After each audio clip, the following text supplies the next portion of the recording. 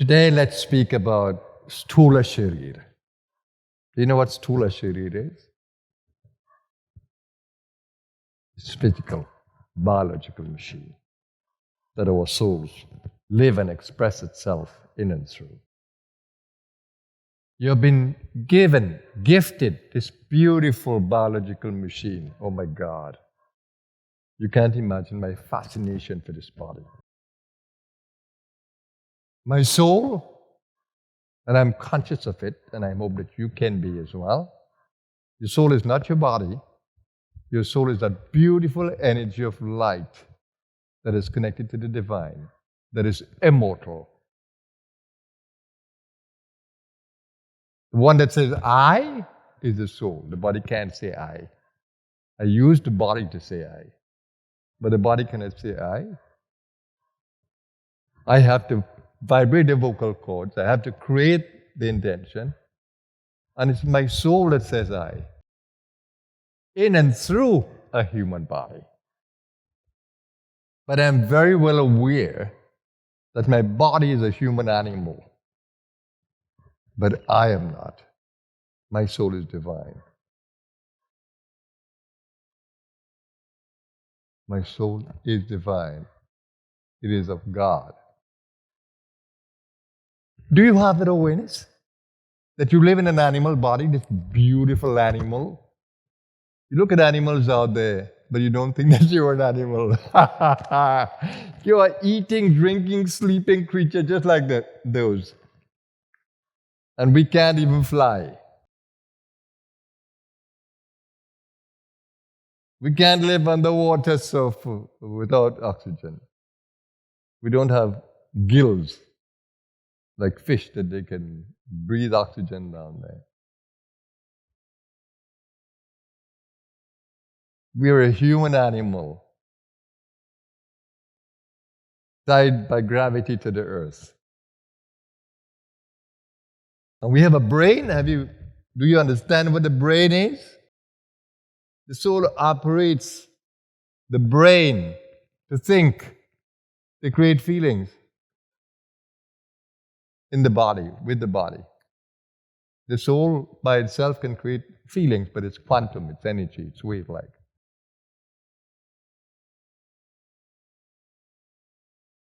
But living in the body, it needs to co-create with the body these feelings so that they can be expressing your touch in and through your body. So we have been gifted this machine like a computer, biological, that we can create thoughts in the brain using the brain.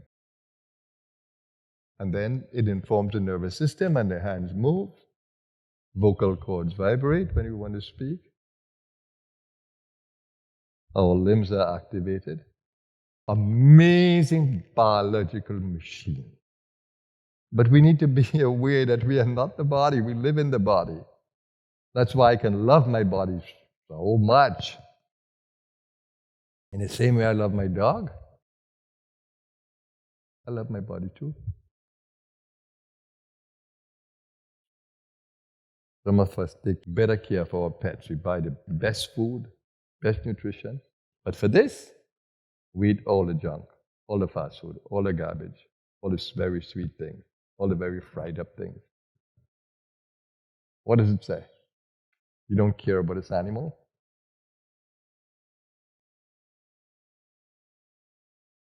You know, when I was young and we'd go to the zoo, I'd see people trying to feed all these animals. Oh my God, poor monkey. They try to make the monkey like a human. No, it doesn't work like that. Have you seen animals in the wild? Even my dog refuses to eat more than is necessary. We human beings now, we eat all the time.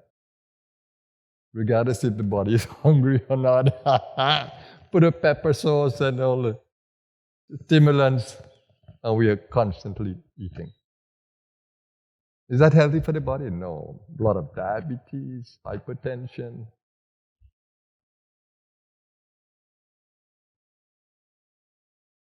cardiovascular disease, mental diseases now. In a while, you're not going to have that. Emotional stress. We live in a very stressful life. So you could imagine this body and this nervous system, we constantly challenge it through stress. The body can't take so much, and we end up with all these mental diseases. The brain can't even function like normal anymore. Dementia, Alzheimer's. What a world. How crazy we are. We live in an animal body, but we don't treat the body like an animal, as it deserves to be. Breathing the fresh air, drinking the pure water, eating the right food at the right time, putting it to bed in the right time. No, we have forgotten that. But that's one part of the story. The other part of the story is, why have the soul taken up a human body? Why have the soul taken up a human animal body?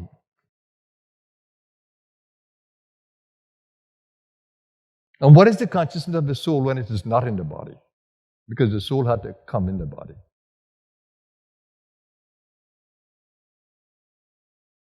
And what kind of consciousness the soul gets when it comes into the body? We call that state. When the soul enters the body and begins to experience life now through the senses, the human senses, seeing, smelling, tasting, touching, hearing. When the soul begins to experience life through the human body, we call it the waking state, Jagrat. That the soul now has this kind of existence of a physical world, and it's limited by it, it's grounded in it.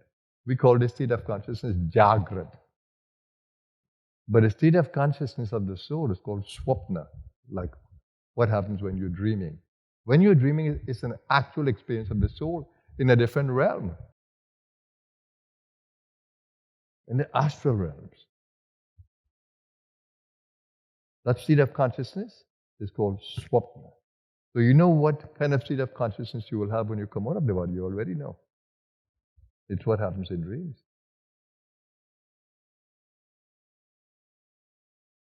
But we think it's a dream. No. This is as much of a dream as that one when you sleep.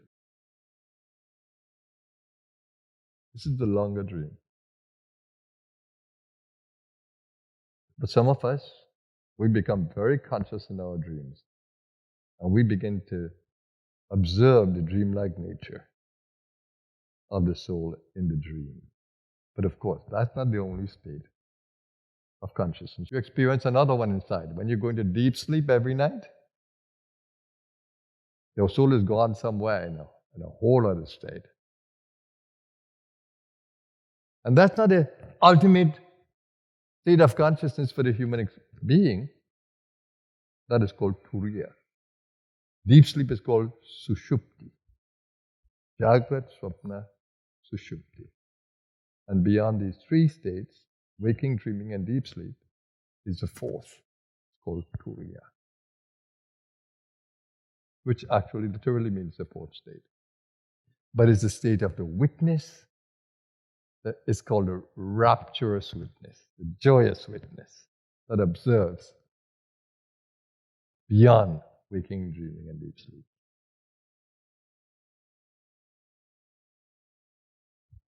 So you're gifted this body so that you can begin to experience this rapturous state of Turiya whilst in the body. So we call that being self-realized, being enlightened. When you come back to your original and pristine state of consciousness, of the soul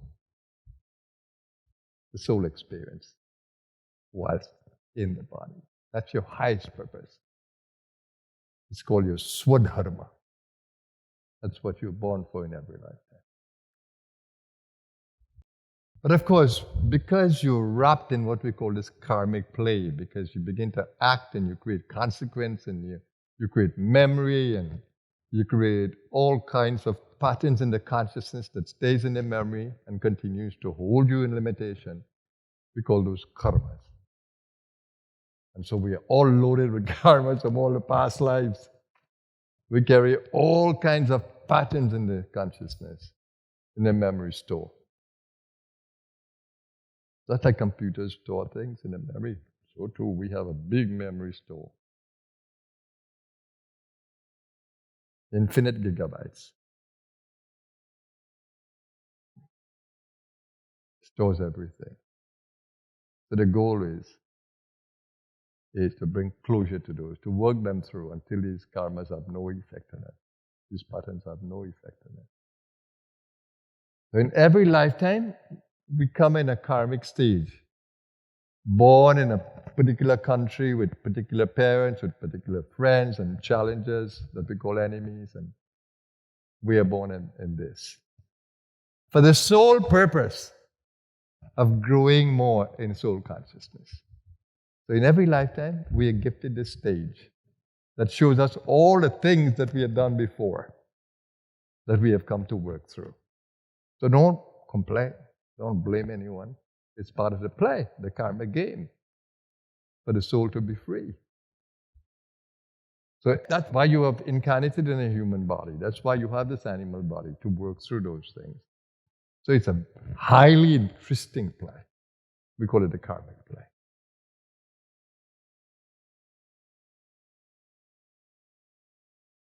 Isn't this tremendously interesting? That's what's fascinated me when I was 15. It became a big fascination. Before that, I knew that life meant something more, but at 15, oh my God, I was grabbed with this excitement of spirituality and deeper thinking, mysticism, yoga, and all the esoteric arts, everything that dealt with this inner space. And at 20, I lost all passion for the world. I simply wanted to know more of me. Who am I? Where did I come from? What is the purpose of life? How can I get to the highest consciousness available to the human being? That's what happened to me at 20. And I changed my life around. 21 years I was in India searching for masters. I need to be taught. In the place of yoga, I need to meet a master. I need to meet someone who has walked the journey, nobody else. If you didn't walk the journey, I wasn't interested. If you didn't complete the journey, I wasn't interested. Of course, I was blessed to have these deep soul experiences in India. It changed my life completely.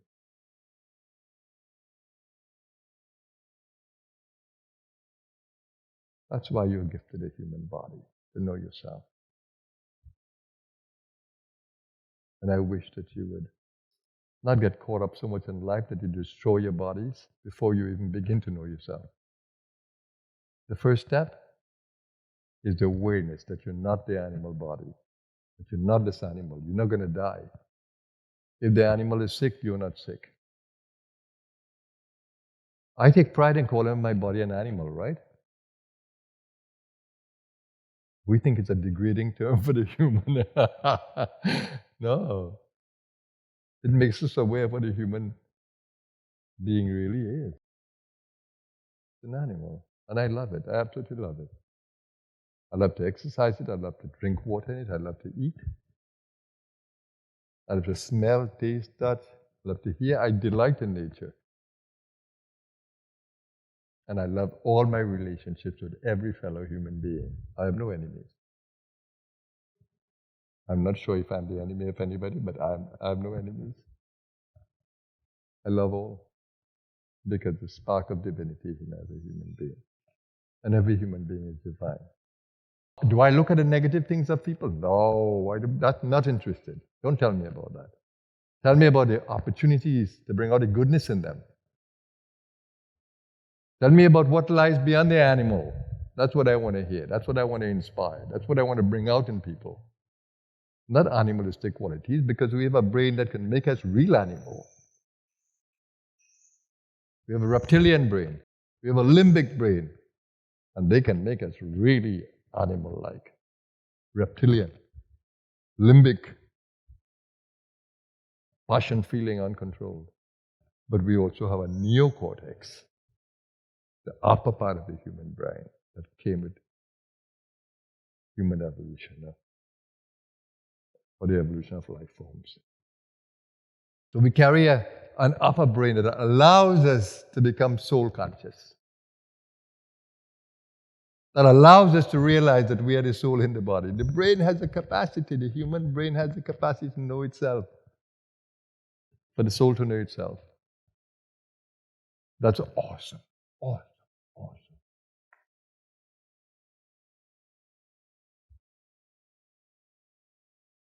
So I hope that you didn't find today's talk too much of an animal nature or animal based. No, it's very spiritual, as we all are. Even all our animal friends, all living forms, all spiritual, they carry a soul as well, that evolved through these different life forms. Highly fascinating for me. I hope it is for you. But let's become aware that we need to be soul conscious, and that's why we come together like this, and that we need to express the best of our soul in and through the human body. So every day when you wake up, remind yourself that you're a soul. And begin to love your human animal. I love you, my body. You're God's gift to me. I love you, my every cell, every animal cell. You're so precious to me. But that's a little prayer that I've created that I absolutely love. I could say it again and again and again, but I live it.